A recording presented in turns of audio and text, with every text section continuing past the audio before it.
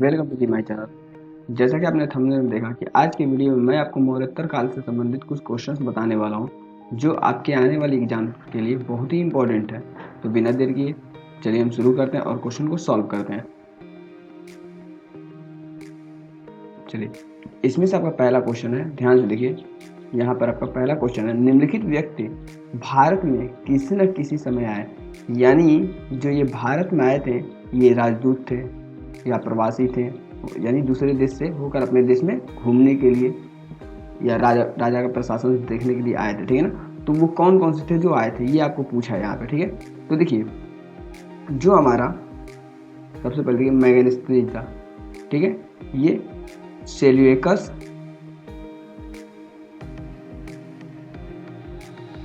Nicator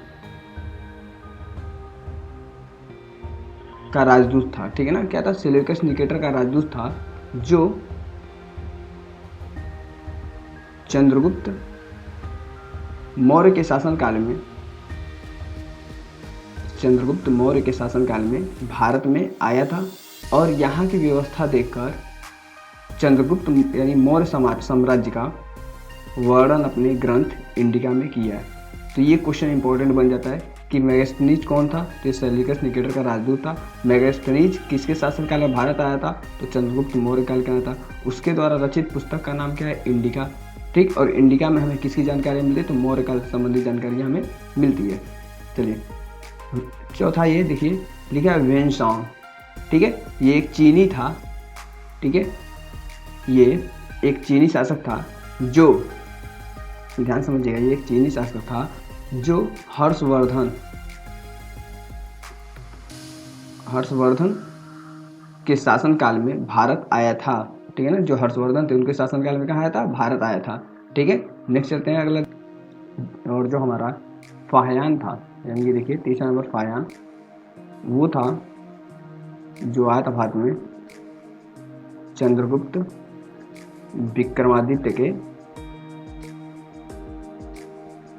शासनकाल में भारत आया था, ठीक है। तो आपको याद रखना है, फाहियान चंद्रगुप्त विक्रमादित्य के शासनकाल में भारत आया था। मैगस्थनीज सेल्यूकस निकेटर के राजदूत के रूप में भारत आया था, ठीक है। वेनसांग जो था वो हर्षवर्धन के शासनकाल, और जो इत्सिंग था, ठीक है, वो 7वीं ईस्वी में भारत आया था। ये इंपॉर्टेंट क्वेश्चन बन जाता है। आई होप आपको समझ आ गया होगा। चलिए नेक्स्ट क्वेश्चन पे चलते हैं और देखते हैं। नेक्स्ट क्वेश्चन क्या कहता है? ईसा पूर्व 2री शताब्दी के प्रारंभ में उत्तरी अफगानिस्तान में स्थापित भारतीय यूनानी राज्य था, ठीक है। यानी उस समय जो उत्तरी अफगानिस्तान में स्थापित भारतीय यूनानी राज्य था वो बैक्ट्रिया था, ठीक है ना। ये क्वेश्चन इंपॉर्टेंट बनता है। ये क्वेश्चन 2-3 बार एग्जाम में पूछ चुका है, आप इसे पढ़कर ही जाइएगा, ठीक है ना। यानी ईस्वी की 2री शताब्दी में, ठीक है ना, 2री शताब्दी के प्रारंभ में जो उत्तरी अफगानिस्तान में स्थापित भारतीय यूनानी राज्य था वो कौन था? बैक्ट्रिया था। नेक्स्ट चलते हैं, अगला देखते हैं क्वेश्चन।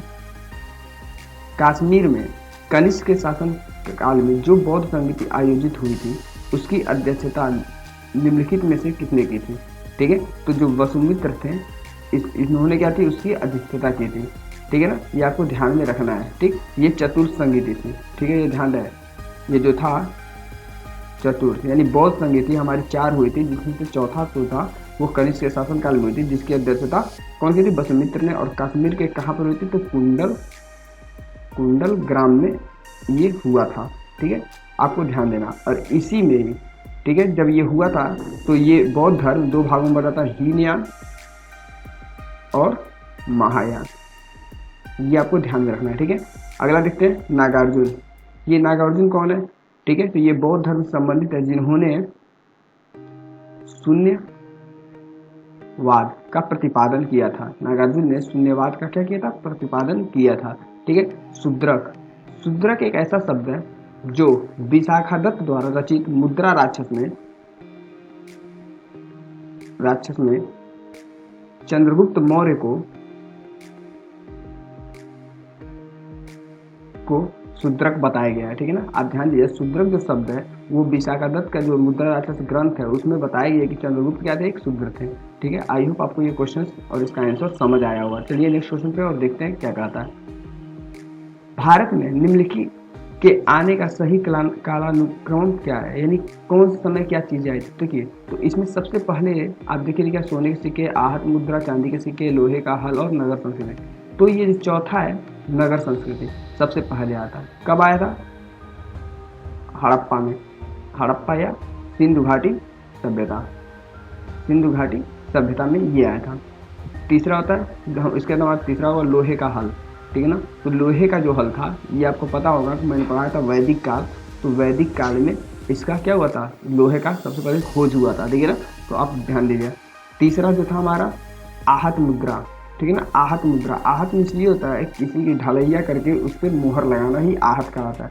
यानी आहत मुद्रा चांदी के सिक्के किसके शासनकाल में आए, ठीक है। तो ये बौद्ध धर्म में आए थे, ठीक है। आप ध्यान दीजिए बात में मेरे, ये बौद्ध धर्म में आए थे।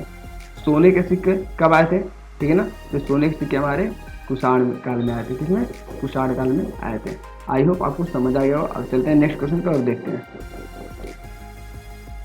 कुषाण वंश के प्रसिद्ध राजा का नाम बताइए। कुषाण वंश के प्रसिद्ध राजा का नाम बताइए। तो कुषाण वंश का जो प्रसिद्ध राजा था वो क्या था? कनिष्क था। क्या था? कनिष्क था, ठीक है। आपको ध्यान देना है। पुलकेशिन कौन था, ये भी ध्यान दीजिए। पुलकेशिन कौन था? ये चालुक्य वंश का क्या था?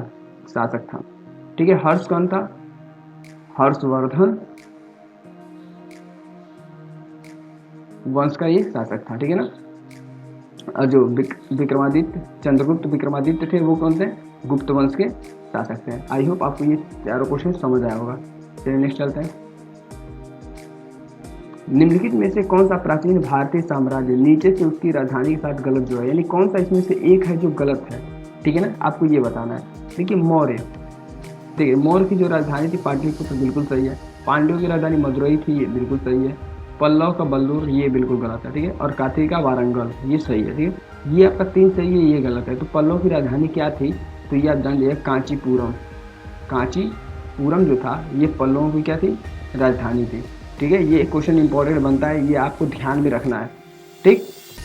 चलिए नेक्स्ट क्वेश्चन चलते हैं और देखते हैं।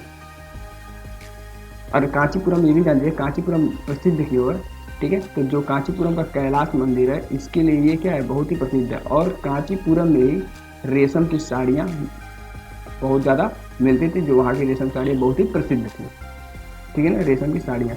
नेक्स्ट चलते हैं। बिना बेगार के किसने सुदर्शन झील, ठीक है, ध्यान समझिए, बिना बेगार के किसने सुदर्शन झील का जीर्णोद्धार किया था, ठीक है। तो जब आप जूनागढ़ अभिलेख पढ़ेंगे, जूनागढ़ अभिलेख पढ़ेंगे तो उसमें कहा गया है कि जो रुद्रमान प्रथम था इसने जूनागढ़ का क्या किया था? जीर्णोद्धार कराया था, ठीक है। और ये सुदर्शन झील कहाँ है? गुजरात में है। कहाँ पर है? गुजरात में है, ठीक है। और इन्होंने क्या किया? उसको कराने के लिए 1 रुपया भी चार्ज नहीं किया था। आपको ये ध्यान में रखना है और क्वेश्चन को याद रखना है, ठीक है। फिर से चंद्रगुप्त मौर्य कहते हैं, मौर्य वंश के संस्थापक थे। बिंदुसार कौन था? चंद्रगुप्त का पुत्र था, ठीक है। अशोक कौन थे? बिंदुसार का पुत्र था, ठीक है। अशोक ने हमारे बौद्ध धर्म को अपनाया और चंद्रगुप्त मौर्य ने जैन धर्म को अपनाया था। ये क्वेश्चन आपको याद रख के चलना है। नेक्स्ट क्वेश्चन पे चलते हैं और देखते हैं क्वेश्चन क्या कहता है। निम्नलिखित में से कौन सा शासक वर्ण व्यवस्था का रक्षक कहलाता है? ये क्वेश्चन मोस्ट इंपॉर्टेंट कर दीजिए, क्योंकि ये क्वेश्चन बहुत बार एग्जाम में पूछा और बहुत लोग गलत कर जाते हैं। वर्ण व्यवस्था का रक्षक, ठीक है, ये क्वेश्चन इंपॉर्टेंट है। तो गौतमी पुत्र जो सतकर्णी था, ठीक है ना, जो गौतमी पुत्र सतकर्णी था, इसने क्या किया था? वर्ण व्यवस्था का रक्षा किया था, इसलिए क्या कहता है? आपका वर्ण व्यवस्था का रक्षक कहा जाता है, ठीक है। नेक्स्ट क्वेश्चन चलते हैं, देखते हैं।